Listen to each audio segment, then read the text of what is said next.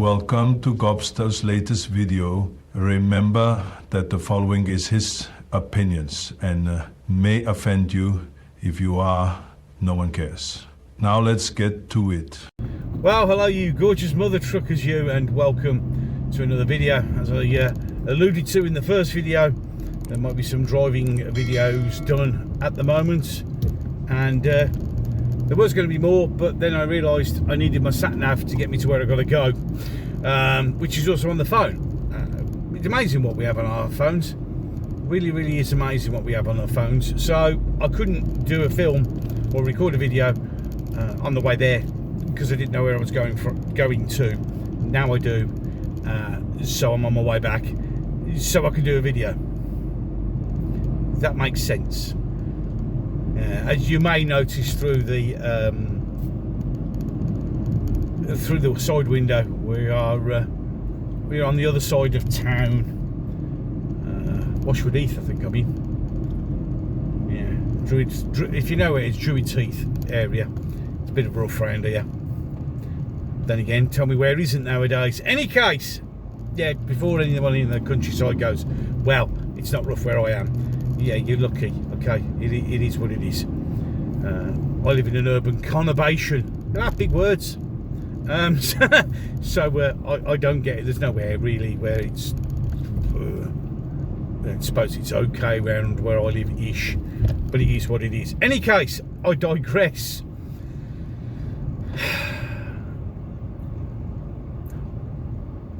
We are in very strange times, and I know we've discussed this before, but we really genuinely are in very weird and dangerous times. Now, I have a few people who I know who currently reside in the police force, so I get to hear things that other people won't. Now, obviously, I'm not going to say who they are, and obviously I'm going to be very careful in the information that I divulge. But I can say with some certainty that the police,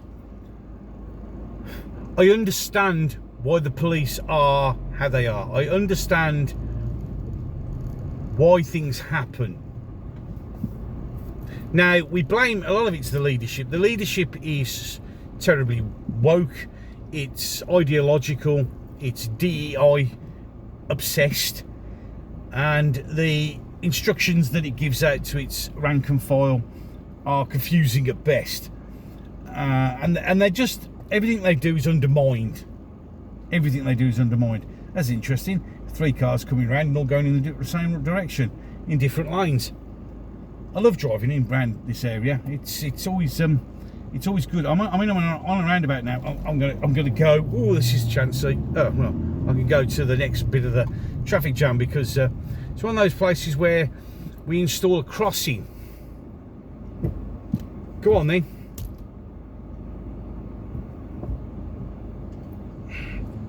I'll just let the whole of the traffic across. We can stop now, please. Thank you. I'm kind and I'm considerate.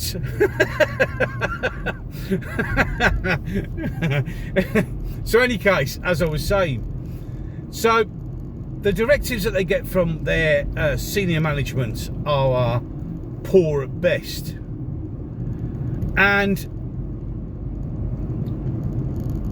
that could be or can be used partially, and I mean partially, as an excuse.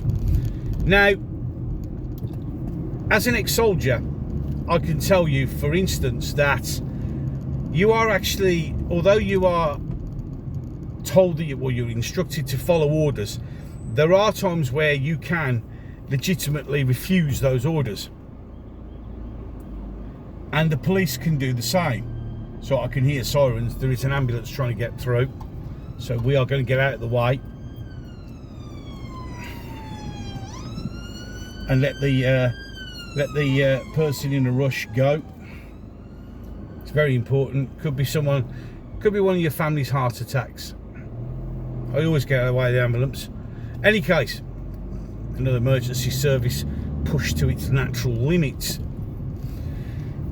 So you have the right to refuse orders if you believe that those orders are detrimental to human rights, etc. So although it's very rare, you can refuse to obey orders. So the police could do the same. Their leadership is is the one that's creating the two-tier policing system. For instance, we've all seen it where the free plasticine movement can do and go and say what they want, but when you or I do it, if it's a far right protest, no, they'll turn up ready for a fight. It is what it is. But the other thing is they are so demoralised that they just, and I've had 2 police officers say this themselves and for their colleagues, that people just can't be asked. There is literally zero motivation for these people to do anything. They just don't feel motivated.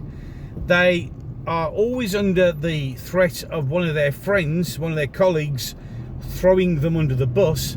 And we saw that with that police officer. Remember the one who arrested the guy who lost his job because he wasn't polite enough to the victim, even though the victim didn't complain. Not the victim, the person who was arrested, even though that person didn't complain. It was one of the police who complained. So they're all under this mist, shadow of not knowing who's going to throw them under a bus, and they just can't be bothered. I mean, one of the officers I know who was on response and now is on child protection, which is another eye-opener, really wanted to be a response officer. And after, I think it was they were in the job for about 7 months, they wanted out. And the reason they wanted out is because they just spent nearly all their time nursemaiding people who've been arrested in hospital. They spent more time sat at a local hospital than they did anything else. And their numbers were that low that would literally take 2 officers off response to nursemaid someone who knows the tricks of the trade and plays this, that and the other, so they have to go to hospital and the police have to stay with them.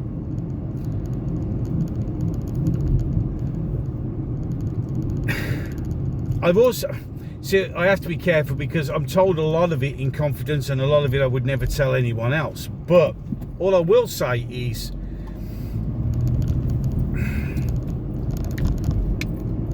a lot of forces are low in numbers because of errors made by officers themselves. In some cases because they, for all intents and purposes, if you read between the lines, couldn't be bothered, or because they're under investigation because another officer decided that what they were doing was wrong and threw them under a bus. They are not doing the job a lot of them joined up to do. A lot of them are fed up of having to police people's emotions and feelings instead of getting on with the job. There are bad eggs and that's in every job, who ruin it for everybody else. But the actual police force itself, if you actually get to talk to the rank and file, have just had enough, and their motivation is zero. Their bosses don't like them really, and nor do the public anymore. They've lost the public trust completely. I mean, as you know, I've been covering the Manchester attacks court case. I haven't done one for yesterday's stuff because I haven't had the time, unfortunately. I've been busy. But in that, the police officer said, well, we saw loads of members of the public filming, but none of them bothered to help. Well, the reason they didn't is because no one trusts you. Everybody films because there are far too many cases of the police just doing, frankly, stupid things. And in their actions, by creating, whether under instruction or by stupidity, by creating the blatant two-tier justice system and the two-tier policing, where one section of society can do something but the other section can't, this means that I don't think there are many people now who would trust a police officer or give a shit about a police officer. And you see, a bit like being a royalist, but we'll do that in another video. I was very pro-police. I know police officers. You know, a couple of them are friends, and I know, you know, that they're not bad. They're fed up, just like the military are fed up. They're just fed up of it just being basically a pile of shite that they never signed up for. But they also know that people like me, who was very pro-police, I couldn't give a shit now. But that's not just because of the two-tier policing that they've enabled themselves through poor leadership and poor choices, because they can, as I said, they can always disobey an order. But the simple fact that you never see them. You never see them. After Southport, when there was the so-called riots, they were just people really annoyed, and the rest of it was augmented and stirred up by the police.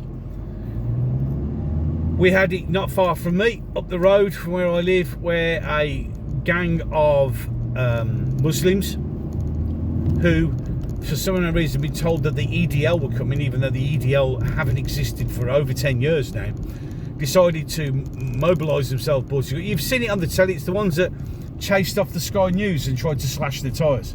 Them. That one. Well, they then went down past Stetchford police station. There's a shot of them smashing up a person's car with a white man inside. That was actually outside the local police station. And yeah, nothing happened, did it? And they were basically allowed to just run riot. They were allowed to do exactly what they wanted to do. There were two police officers who were hiding in the local hospital, watching it with a drone, and the local officer turned around and said, well, it's okay, we've spoken to the community leaders and it's all good. They left the whole of that area completely and utterly defenceless. They were nowhere to be seen. I mean, you look now, I'm driving home. I've been driving now for, in fact, I've been out for over an hour driving, and I've seen one police car. That's it. And one ambulance, but you know, ambulances are a completely different thing, although technically they're the same, because they're on, you know. So the police are no longer policing, and a lot of the good ones know this. My friends have turned around and said, we joined the police, we joined the police to catch bad guys and to protect the community, and they now don't feel like they're doing that. And a lot of officers don't feel like they're doing that, so they just can't be bothered. And that's, you know, sort of the inside sort of point of view is, and although I don't agree with it, I do turn around and say to you, irrespective of whether you can be bothered or not, you've still got a job to do, so do it. Yeah? It's just like, I'd like to show the other side of it. Although, and I always tell them, I think they're basically a bunch of see you next Tuesdays. You know, I just say, don't take this personally, but once you've got that uniform on, I'll never speak to you, because I can't. Because they've stopped becoming our police force, and have now been called, well, the thought police. Crime is exponentially rising all over the country. detection rates are falling, arrests are falling, except for hurty words. When you say hurty words, well, let's rephrase that.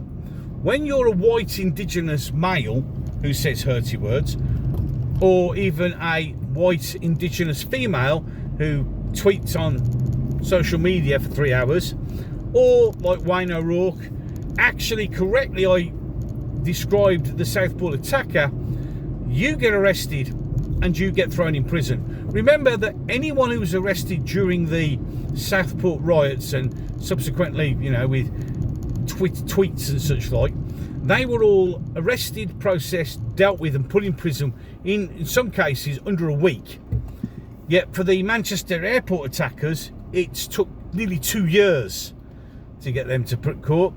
Ricky Jones, he's up in August. It's took him nearly 2 years for him to get into the thing. But if you're concentrating on pointing out the Muslim issue, or making an ill-advised tweet that you perhaps should have thought about, and as in Lucy's case, she did and deleted it, but that didn't matter, you'll get done. It's just, I'll be honest, for my friends, those I know who are in the police, I feel sorry for those, because I know they're good lads and lassies. They really are. They're genuinely good people. But I feel sorry for them in that respect. But once they get their uniform on, they're following those orders and they're not making the correct decisions. I'm sorry, but I can't. And the thing is, because we're now being left on our own, we're going to have to look after ourselves. And the thing is, then you're going to start getting vigilante groups, and then law and order will collapse, and that's another step towards that thing that we don't want, that Charlie Whiskey incident that serves no one at all. You know, that the one that we're actually preparing for, not Russia or Iran. Any case, been waffling on for a while now, but I'm almost home. Just a few more jobs to do. Any case, ways to support the channel down below. Arnie will give you the lowdown on what you need to do. So with that, I am done. So until the next one. Thank you for watching Gabs' latest video. If you enjoyed it, you could like and share. If you want to see more, you can subscribe and hit the notification bell. If YouTube doesn't delete it, you can try and let him know what you think in the comments section below. He will be back. Now, get to the chopper.